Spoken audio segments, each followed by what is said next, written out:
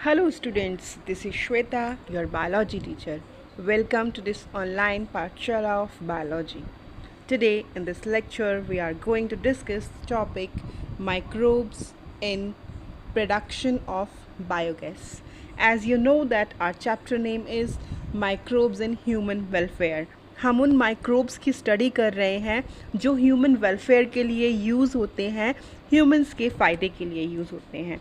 तो यहाँ पे हम उन बैक्टीरियाज़ की स्टडी करेंगे जो बायोगैस को प्रोड्यूस करने में यूज़ होता है।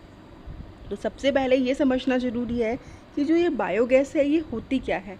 स्टूडेंट्स, इसको बायोगैस इसलिए कहा गया है क्योंकि ये गैस बैक्टीरियाज यानी कि माइक्रो ऑर्गेनिजम्स प्रोड्यूस कर रहे हैं। Microorganism are home, microorganisms are living. जो माइक्रो ऑर्गेनिजम्स हैं वो लिविंग है। That is why it is known as biogas.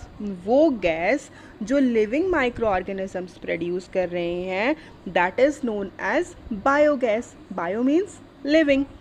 तो ये जो गैस है ये गैस होती है basically CH4 and CO2 and H2O. This is the composition of biogas. Biogas is the mixture of methane, carbon dioxide and H2. आपसे कोई भी पूछ सकता है कि बायोगैस क्या होती है, बायोगैस की कॉम्पोजिशन क्या होती है।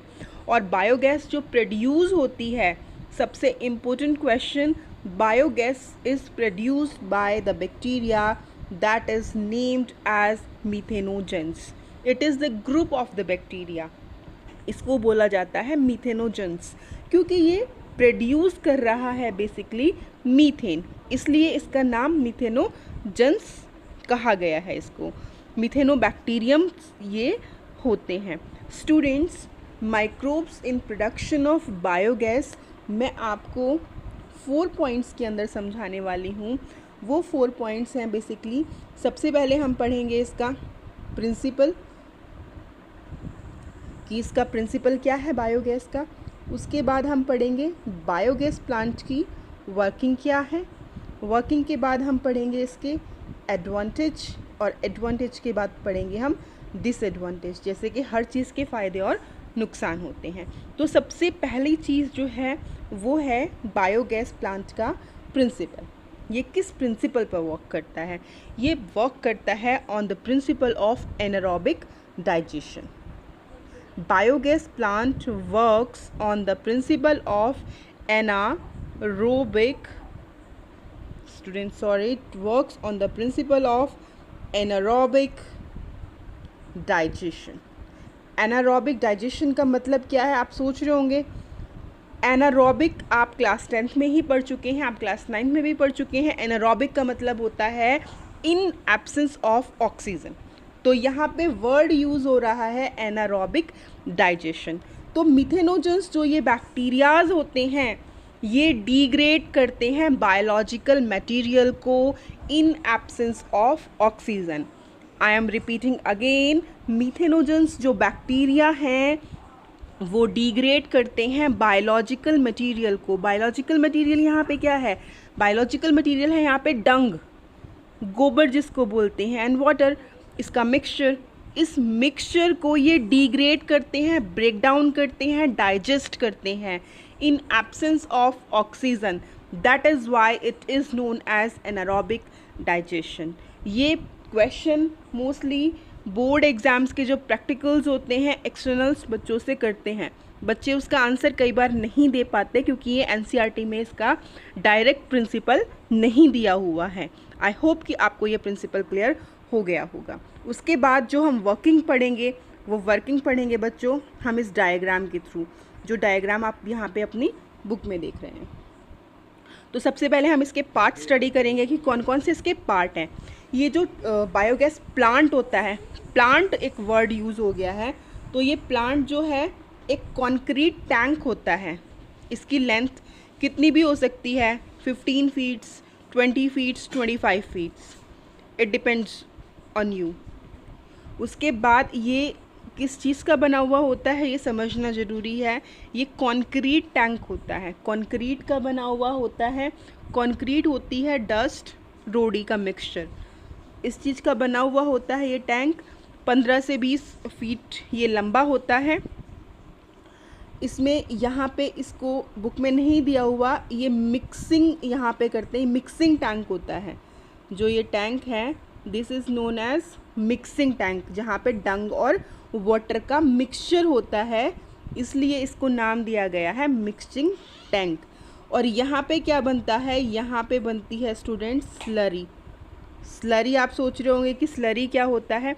स्लरी होता है डंग और वाटर का मिक्सचर, जो कि यहाँ पे क्लियरली दिया हुआ है। The mixture of dung and water is known as slurry.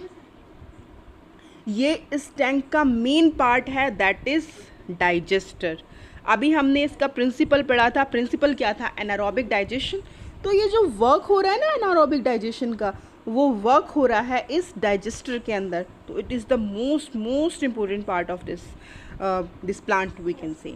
और ऊपर वाला जो ये पोर्शन होता है ये सील्ड होता है। सील्ड होता है तभी तो यहाँ पे ऑक्सीजन नहीं जा सकती। एनारोबिक डाइजेशन इसीलिए यहाँ पे होता है।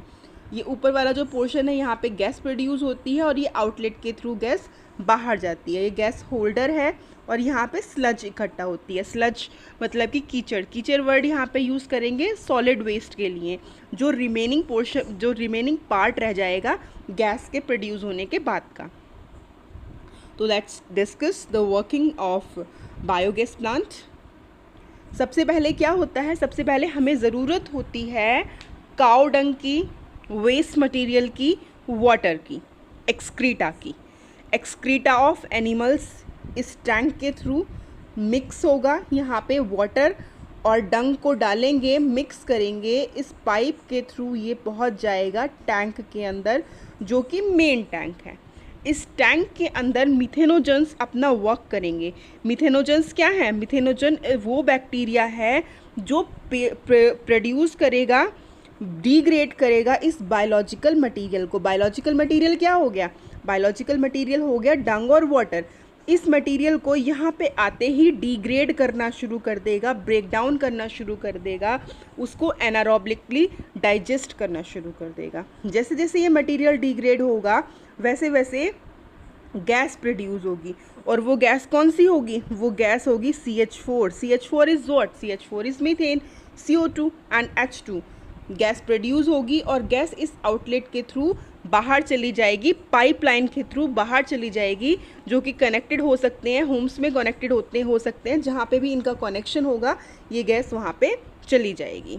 और जो सॉलिड वेस्ट होगा वो सॉलिड वेस्ट इस पार्ट के थ्रू यहाँ पे कलेक्ट कर लिया जाएगा। और इसका भी फ़ायदा होता है, बाद में ये खेतों के अंदर एज अ मैन्योर यूज़ होता है। आपने क्लास 9th के अंदर चैप्टर पढ़ा होगा इम्प्रूवमेंट इन फूड रिसोर्सेज, उसके अंदर आपने मैन्योर वर्ड पढ़ा होगा। मैन्योर ये खेतों के अंदर उनकी खेतों की फर्टिलिटी को इम्प्रूव करने के लिए यूज़ होता है, सॉयल की फर्टिलिटी को इम्प्रूव करने के लिए यूज़ होता है, सॉयल को एनरिचमेंट प्रोवाइड करता है। इससे सॉयल की क्वालिटी अच्छी होती है, क्रॉप्स को न्यूट्रिशन मिलता है और उसकी पैदावार इंक्रीज़ होती है। तो देखिए कितने फ़ायदे हुए। अब हम इसके पढ़ेंगे बायोगैस प्लांट के।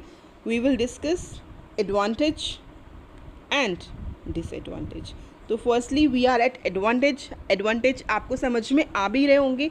जो बायोगैस प्लांट होती है ये एफिशिएंटली बर्न करती है, बहुत बहुत अच्छा सोर्स है ये हीट प्रोड्यूस करने का।